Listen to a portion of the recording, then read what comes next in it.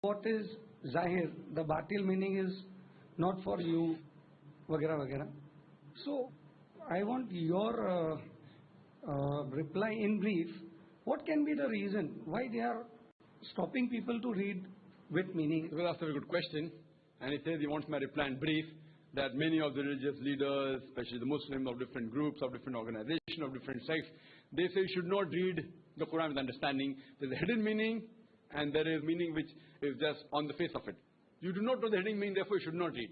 And the reply of this, in brief, I've given a talk, Al-Quran, should it be read with understanding, with a question and answer session, which is approximately 3 hours.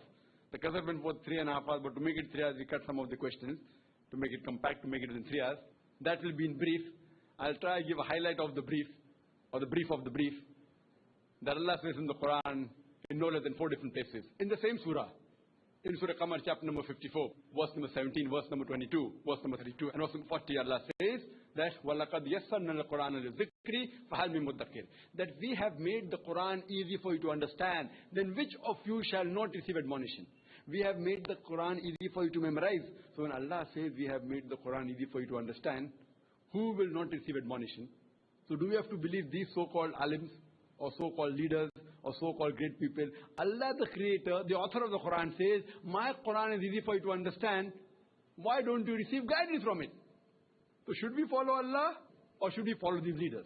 Allah subhanahu wa ta'ala also says, Allah says in Surah Al-Imran, chapter number 3, verse number 7, that some of the verses of the Quran have got established meanings. Some have got meaning which are difficult to understand. But if you analyze that most of the verses of the Quran, they are simple. For example, Qul huwallahu ahad. Say He is Allah one and only. Now what commentary do you require? Do you require commentary on this? Say that Allah is one and only. What do you require? You may give additional information, but do you mean to say that what the Quran means is Allah is not one, Allah is two? Does it mean that? Does it mean Allah is 1.5? See, certain verses, Qul huwallahu ahad. Say that Allah one and only. What do you require? Yes, you may know your background when it was revealed. That's all different. But will the meaning change? No. Knowing the background is good. You can know the background, but by knowing the background, the meaning will not change. You may come to know when it was revealed, why it was revealed. That's all additional information. But the basic message will not change. So most of the verses of the Quran, they have got established meaning. There are certain verses of the Quran which have got unestablished meaning. Now these verses of the Quran which have got unestablished meaning, their meaning in detail is given somewhere else in the Quran or in the Sahih Hadith. So certain verses of the Quran which may require more explanation, you have to go for cross-reference. The best reference of the Quran is the Quran itself. If you go to other verses, you get the detailed answer. Or you may have to go to Sahih Hadith. Or you may have to go to expert, as Allah says in the Quran. In Surah Nahl, chapter number 16, verse number 43. And Surah Anbiya, chapter number 21, verse number 7, Allah says, فَاسْأَلُوا أَهْلَ الذِّكْرِ إِن كُنتُمْ لَا تَعْلَمُونَ. If you don't know, or if you have doubt, ask a person who is knowledgeable. So when you have certain things which are doubtful in the Quran, then you may go and ask an expert. But things like Qul huwallahu ahad, Allah one only, you don't have to go to an expert. While reading the translation of the Quran, if you come across certain things which you may feel have got multiple meanings, then you can go to a specialist. And this is a small percentage. But there are people who give various arguments that why you should not read the Quran with understanding. And they give argument. I'll just give a couple of the things I quoted in my talk. The rest you can see in my video cassette. There are people who give the example, if you have a kacha license, a temporary license, and if you have an accident, the police will give you less punishment. If you have a permanent license, if you have a pakka license, and then if you have an accident, the police will give you double punishment. Therefore, if you read the Quran, and then if you sin, then gone. Allah will give you big punishment. Don't read the Quran, then if you do sin, then less punishment. Very good logic. And I have an argument of agreeing. The way I debate is like the thing in martial arts, which I always tell, that if opponent is very big, if he tries to punch you, etc., use his power to throw him over. Whether it be judo, whether it be aikido, we use his power to throw him over. So you go in his direction, in the same direction. If he comes to punch, I sidestep and I throw him over. If he catches my collar and pushes me, I take a step back and I get him down on the ground. So this is using his force, agreeing. For example, someone says 2 plus 2 is equal to 5. Okay, fine, take 2 rupees, take 2 rupees, give me 5 rupees. Take 2,000, take 2,000, give me 5,000. Take 2 lakh, take 2 lakh, give me 5 lakh. So what I say, if I agree with you for sake of argument, that if you have a kacha license, temporary license, and if you bang up a car, then maybe the police will fine you 1,000 rupees. If you have a pakka license, a permanent license, and if you bang up the car, the police will fine 2,000 rupees. But I tell the chances in a span of 5 years that if you have Pakka license, you bang up the car once. So at the end of 5 years, you pay 2,000 rupees. But if you have a Kacha license, you don't know how to drive the car. You don't know how to drive the car. And with the temporary license, you keep on driving. The chance you bang up the car is 50 times. So end of 5 years, you end up paying 50,000 fine.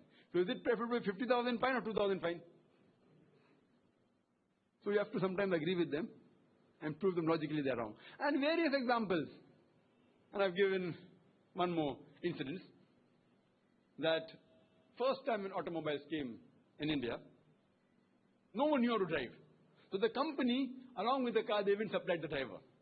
No one knew how to drive. So along with the car, they supplied the driver. So one Nawab of Hyderabad, he buys the car. So along with the car, the company gave him a driver. So one day in the morning, he tells the driver that today morning I want to take my wife Begum Sahiba for shopping. Keep the car ready. So he says, Nawab Sahib, the car is out of order. He says, I want the car in order immediately. So driver tells him to put the car back in working condition. I require 10 kgs of honey, 30 liters of milk, 20 kg of ghee, pure ghee, asal ghee, and 40 kgs of rice. That was basmati rice. So Nawab Sahib gives him 10 kg of honey, 20 kg of ghee, 30 liters of milk, and 40 kgs of pure basmati rice. He takes it and gives it to his wife, and within a few minutes the car is in working condition. I am asking a question. Today, if your driver, if he tells you requires 10 kg of honey, 20 kg of ghee, 30 liters of milk, and 40 kg of basmati rice, will you give it to him? What will you do? What will you do? You will kick him out of the job. You may not be a mechanic. You may not be a mechanic. You may not know how to repair a car. But you have the basic knowledge. The car runs on petrol, on diesel, on gas. It doesn't run on ghee, basmati rice, or honey. So even though you're not a mechanic, you have the basic knowledge of a car. You may not know how to drive. So similarly, you may not be a scholar of the Quran, but if every Muslim has the basic knowledge of the Quran, no alim will take you for a ride. All these so-called leaders, they will not take you for a ride. So at least have the basic knowledge of the Quran. So if you have the basic knowledge, read the Quran with understanding. Allah says that the Quran has been sent to you. It is easy for you to understand. So why aren't we reading? You read in the language you understand the best. And for more details, refer to my video cassette, Al-Quran should be with understanding. Hope that answers the question.